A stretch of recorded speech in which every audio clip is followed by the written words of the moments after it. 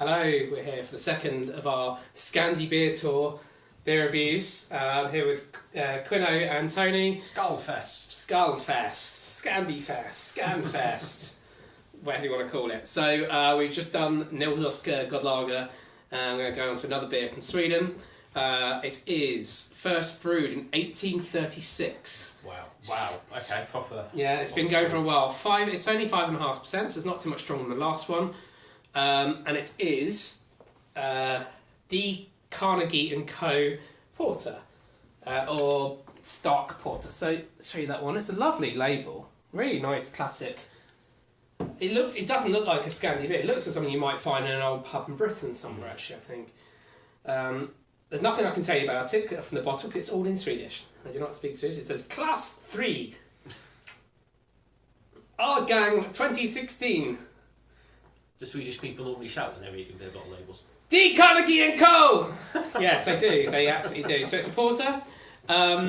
So let's tell you a little bit about this. It's got an interesting name. You wouldn't expect this name from a Swedish one. So this is a Baltic porter. It says, when it comes to Baltic porters, this sucker takes some beating. Ooh. It's a perfect example. So it's been made since, it's 150 years. And it has seen a reduction in its high alcohol content due to the relationship the Swedish state has with alcoholic drinks. When you were there were state shops. State-approved shops in Sweden and Finland. Yeah. So going around down a little bit about this. So the brewery's original founder is David Carnegie. Came to Gothenburg from Montrose in Scotland at the age of 23. He purchased a porter brewery and sugar mill. By 1836, he had Carnegie Porter up and running and is now listed one of Sweden's oldest registered trademarks. It's now under the guardianship of Carlsberg. Carlsberg, Sweden. It says the long roasting process and the slightly burnt edge are to ensure that it has similar qualities to Guinness, but Porter as a style is much sweeter, and Carnegie's subtle caramel and chocolate elements add depth. It says it's a great beer to mature in a beer cellar. It says they recommend up to 10 years maturing. Now, I haven't had it that long, I've had it for a month or so, a couple of months now. So it's been maturing in my beer stash for a couple of months.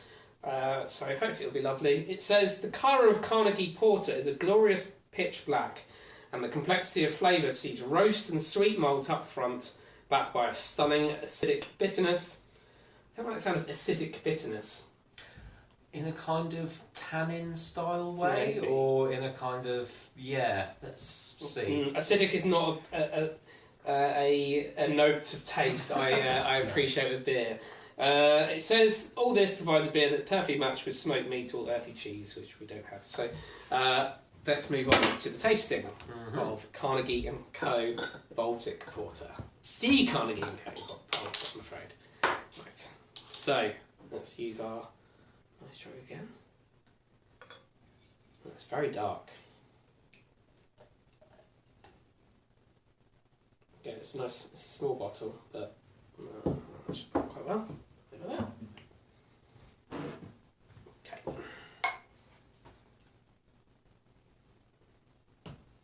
It's like a bit of theatre pouring it from the jug.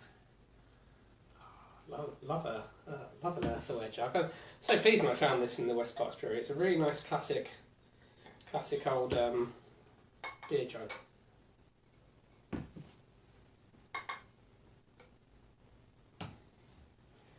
Remind me what the ABV is on this one? It is 5.5 again. 5.5. So the last one was 5.3, wasn't it? Or was it 5.5? Can't remember already. About the same. So it's about 5.5%. So when it said it had a strength reduction, Baltic porters are normally kind of stronger. well up in the 8s and the 9s. So when it's had a strength reduction, it looks like a strength crash more than anything. Well, yeah. So nice head. I've got a bit more hair because I got the dregs out of the thing there, but it's really black, really dark. Yeah. You can't see through it. Can't see through it. No. What about the smell? As much smell as I was anticipating. I smell a bit of kind of molasses. Yeah, kind of like roasted malts.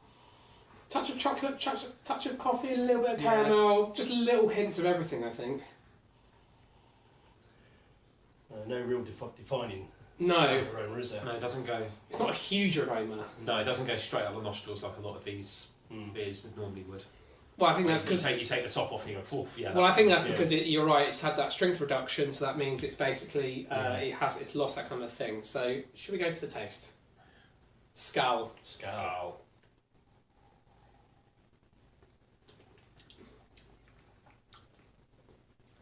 Oh, that's interesting. So you initially get a slightly strong flavour, and it immediately rounds out into just this kind of milkiness almost. I said big fan is black treacle. That's what I'm getting. A little bit black treacle, yeah. It's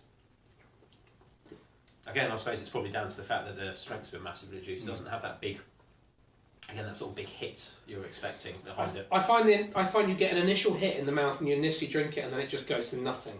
And you're left with a slight roasted taste in the mouth. If you took some of the sweetness out and put some alcohol in, this is kind of like alcoholic super malt. Yes, or it's got a touch of a milk stout about it. Yeah, it's decent. It's quite sweet though, like the last beer. It is quite sweet, but it reminds me a bit of Mackeson's. That's fair. Does remind me a bit of Mackeson's stout.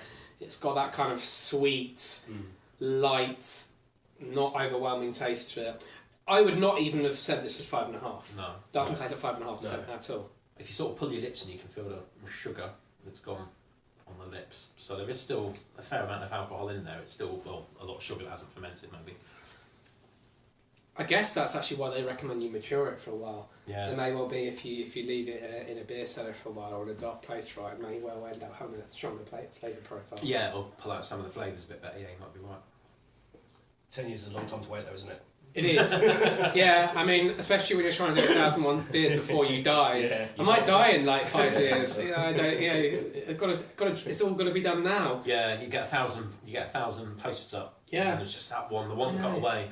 Well, we could put it on a drip. If you're in hospital and you are dying, we could just like feed it. Well, through. I've actually just bought. Like fun I was showing Teddy before you arrived. I've actually bought the Fuller's Vintage Ale, the latest this year's edition. Ooh, but yeah. the question is, how long do I leave it for? Because that is one you're supposed to leave. It is, yeah. But what do I do? So I said I've got a bit of time. I haven't hit even 250 yet.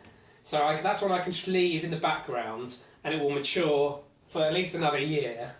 You should have bought 2. Should have bought 2. Yeah. Yeah, and actually, but which one would I have reviewed? Would I have reviewed the one immediately, or? True. Yeah. So because they would have tasted different. So I don't know. I think I'll leave that. I think you should have that as beer number 1001. That might be a good idea, actually. The beer that you bought relatively early on, matured, and then bring it out, and then that's your triumphant. Unfortunately, not all beers are available. Yeah, so there are. Oh, in the book continued. So Tony has found not every beer in the book is available. So, I was up at Sharps Brewery in Rock, Cornwall, and 2 of the beers in the book are discontinued. Right. I think Mr. Tierney James needs to give us a couple of substitutes. Well, what I'll do when I get towards the end and there are clear ones I can't have. Presumably there'll be a reprint of this, but with some addendums and additions. Well, I'll basically say to the producers of the book, what shall I have instead? Or I'll pick something else. Drinking IPA. No. I'll pick the closest beer from that brewery that exists. Is my plan. Because I'm still at least having roughly the same brewing process, similar ingredients, should be roughly the same people doing it, so it should have the same thought process behind it. So that's my plan, is I'll still do 1,001 beers, whatever happens, but I may well have to sub out some beers, because there will be some beers that don't exist anymore. Yeah. But that's how it goes, really. So, this beer, quite nice. Yeah. So I'd have it again. It's fun. If it was... I'd definitely have this instead of Doom Bar. Yeah, oh yeah. This is my thing, which often when it comes to dark beers is as the other test, would this be good on cask? This would be good on cask. Too sweet, I think. Too sweet, you think? I think for cask it would be too sweet. No, I don't think so, no. I think maybe if it went through a sparkler, if it was served northern through a sparkler, I think that might do it. But I would be, I'm not sure. It lacks that kind of roasted edge. I think it lacks the robustness to make it in cask. I think. Right. if you pull it through a swan neck and everything else that goes with it, I think you might end up with something that's a that'd be little alright. bit sort of brown Might, and sweet. might get thin. And then the Twig Boys might get a bit. Ooh, drinking Twig. They've all converted. They've changed their tune today. Let's not go into that. I think we'll leave that one there. It's now gone on over 10 minutes, which is a long time. Right. So camera, a lovely camera lady, could you please press stop, and we'll say goodbye, and we'll come back for another beer review very soon.